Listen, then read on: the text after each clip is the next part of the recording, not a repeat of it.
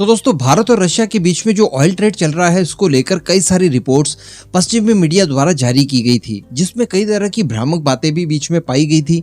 और इन सारी चीजों को लेकर हम लोगों ने आपके साथ डिस्कस भी किया था। खबरें इस तरह की आई थी कि देखिए, जून मंथ में रशिया की तरफ से पूरी तरह से डिस्काउंट कम कर दिया है भारत के लिए, $4 के आसपास बचा है। और यही सारा कारण रहा है कि जून मंथ में सबसे कम तेल की खरीद हुई। अब सबसे कम तेल की खरीद तो वाकई में जून मंथ में हुई थी, लेकिन इसका कारण डिस्काउंट कम तो नहीं था। इवन बाद में जो रिपोर्ट्स निकल कर आई, जो ऑफिशियल रिपोर्ट भारतीय सरकार द्वारा जारी की गई, वो मैंने आपको वीडियो बनाकर बताया था कि जून मंथ ही वो मंथ था जब पूरे साल की तुलना में सबसे सस्ते दरों पर हमें क्रूड ऑयल प्रोवाइड करवाया गया रशिया की तरफ से। यानी $68 में हमारे घर तक, हमारे बंदरगाहों तक रशियन तेल पहुंच गया। इसमें ट्रांसपोर्टिंग तक आ गई।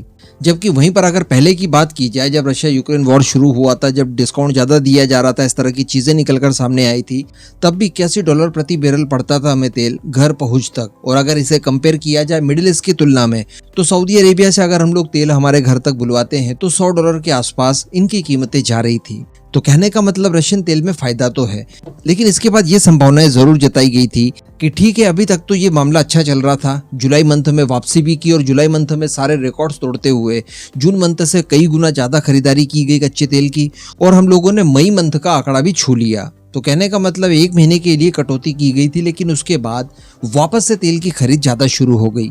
लेकिन फिर भी पूरे चांसेस थे कि इसके बाद यानी अगस्त मंथ से इसकी खरीद वापस से कम हो जाएगी और धीरे धीरे करके दूसरे जो हमारे पुराने सप्लायर्स हैं उनकी तरफ भारत लौट जाएगा। और यहाँ पर देखा भी जा रहा था कि भारत अपनी एनर्जी सिक्योरिटी को लेकर काफी ज्यादा कॉन्शियस दिखाई दे रहा था और भारत दुनिया के अलग अलग सप्लायर से इस समय डील्स करते जा रहा है ताकि क्रूड ऑयल की कोई कमी भारत के अंदर ना हो। लेकिन दोस्तों, इसी बीच रिपोर्ट निकल कर आ रही है कि भारत के जो तेल व्यापारी हैं, जो रिफाइनर्स हैं हमारे, इनकी तरफ से इस बात को खुले तौर पर रखा गया है कि वो रूस से तेल की खरीद बंद नहीं करेंगे। जी हाँ, यहाँ पर दोस्तों एक आंकड़ा दूसरा निकल कर आता है। जब हम लोग इस तरह की बात करते हैं कि रशिया का क्रूड ऑयल पहले की तुलना में महंगा होते जा रहा है, तो एग्जैक्टली महंगा तो हो रहा है, इसमें कोई दो मत नहीं है। लेकिन इसके पीछे ये कारण नहीं है कि केवल रशिया बीच से डिस्काउंट निकालकर अपने क्रूड ऑयल की कीमत हमारे लिए बढ़ा रहा है। थोड़ा सा समझिए, पूरी दुनिया में ही इस समय क्रूड ऑयल की प्राइसेस बढ़ती जा रही है। इसके पीछे कई सारे कारण हैं और जो मेन कारण है इसके पीछे, वो कारण है प्रोडक्शन में कट करना। जो ओपेक प्लस कंट्रीज के द्वारा बड़ी मात्रा में प्रोडक्शन कट किया गया है, इसकी वजह से क्रूड ऑयल की शॉर्टेज आई है बीच में, और इस वजह से इंटरनेशनल मार्केट में इसकी वैल्यू बढ़ रही है। अब इसी के रेशियो के आधार पर रशियन तेल की भी कीमत बढ़ रही है। लेकिन अभी भी अगर कंपेयर किया जाए तो ये दूसरे देशों के बेंचमार्क वाले तेल से लगभग $8 सस्ता है। जी हाँ, अभी कुछ समय पहले की अगर बात की जाए तो रशिया का जो तेल था वो यूएई के बेंचमार्क वाले तेल से $20 का डिफरेंस रखता था। यानी रशियन तेल के ऊपर लगभग $20 की बचत होती थी प्रति बैरल। हालांकि ये बचत इतनी सारी तो अब नहीं हो पा रही है, लेकिन यहाँ पर बचत अभी भी $8 की है प्रति बैरल।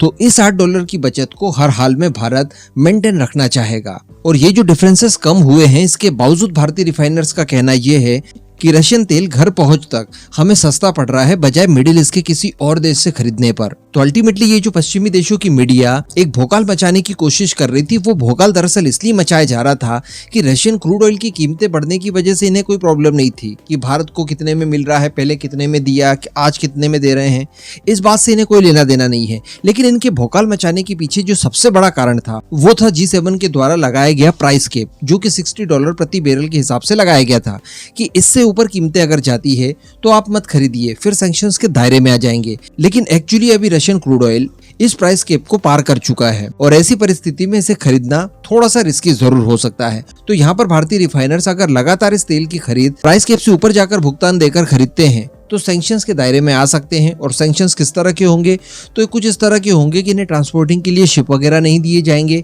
या फिर पश्चिमी देशों की संस्थाएं इंश्योरेंस नहीं देगी। इसके अतिरिक्त और कोई दिक्कत ज्यादा नहीं जाने वाली है। तो इनके लिए अगर किसी तरह का कोई रास्ता निकल आता है तो हर हाल में भारत कंटिन्यू इस क्रूड ऑयल को खरीदते रहेगा, क्योंकि फायदा यहाँ पर भारत को इसलिए भी है कि जो दूसरे देशों का तेल है वो तो प्राइस कैप की तुलना में कई गुना ज्यादा पहले से ही है, आज भी है। ये तो प्राइस कैप के थोड़ा सा ही ऊपर आया है। तो अभी भी बताया जा रहा है कि रशियन क्रूड ऑयल में भारतीय रिफाइनर्स को काफी फायदा है। हमारी जितनी भी रिफाइनरीज हैं उन सभी का जो प्रॉफिट मार्जिन है वो पहले की तुलना में कई गुना ज्यादा सुधरा है। और संभवतः इस साल आने वाले कुछ ही महीनों में हमारे डोमेस्टिक मार्केट में भी जो पेट्रोल डीजल की कीमतें हैं इसी आधार पर घटाई जा सकती हैं। इस कंडीशन में एटलीस्ट हम लोग आ चुके हैं, हमारे स्ट्रैटेजिक ऑयल रिजर्व भरने लगे हैं, कुछ और स्ट्रैटेजिक ऑयल रिजर्व हम लोग बनाने की तैयारी कर रहे हैं। तो इन सभी का श्रेय जाता है रशियन क्रूड ऑयल को। हालांकि यहाँ पर बीच में कुछ शॉर्टकट जरूर तलाशे जा रहे हैं, जिसमें सिंगापुर वगैरह के माध्यम से इस क्रूड ऑयल को लाने की तैयारियां यहाँ पर चल रही है।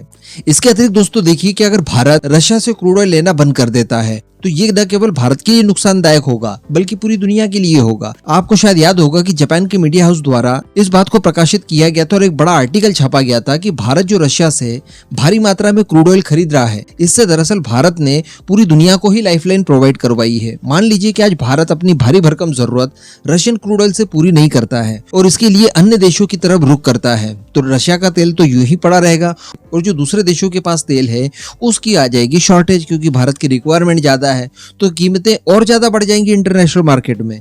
तो भारत के साथ साथ दूसरे भी देशों को क्रूड ऑयल महंगे दामों पर लेना पड़ेगा। यही तो ओपेक प्लस कंट्रीज चाह रही है कि भारत और रशिया के बीच में ये जो क्रूड ऑयल का ट्रेड चल रहा है ये बंद हो जाए, उसके बाद भारत हमारे ऊपर निर्भर पहले की तरह हो जाए और जैसे ही भारत उनके ऊपर निर्भर होता है सप्लाई से ज्यादा डिमांड हो जाएगी और कीमतें बढ़ जाएगी। तो भारत अगर रशिया से क्रूड ऑयल इस समय खरीद रहा है और लॉन्ग टर्म में भी हमारे व्यापारी गारंटी दे रहे हैं कि हम लोग खरीदते रहेंगे, तो ये भारत के साथ साथ पूरी दुनिया के हित के लिए है। इसमें मुझे नहीं लगता कि कोई भी देश हस्तक्षेप करेगा। वैसे ही ईरान, वेनेजुएला इस तरह के देशों का तेल इंटरनेशनल मार्केट में आ नहीं पा रहा है। तो हमारे रिफाइनर्स ने ये जो फैसला लिया है कि रूसी तेल खरीदा जाएगा लगातार, इस पर आपका क्या मानना है नीचे कमेंट करके जरूर बताइएगा।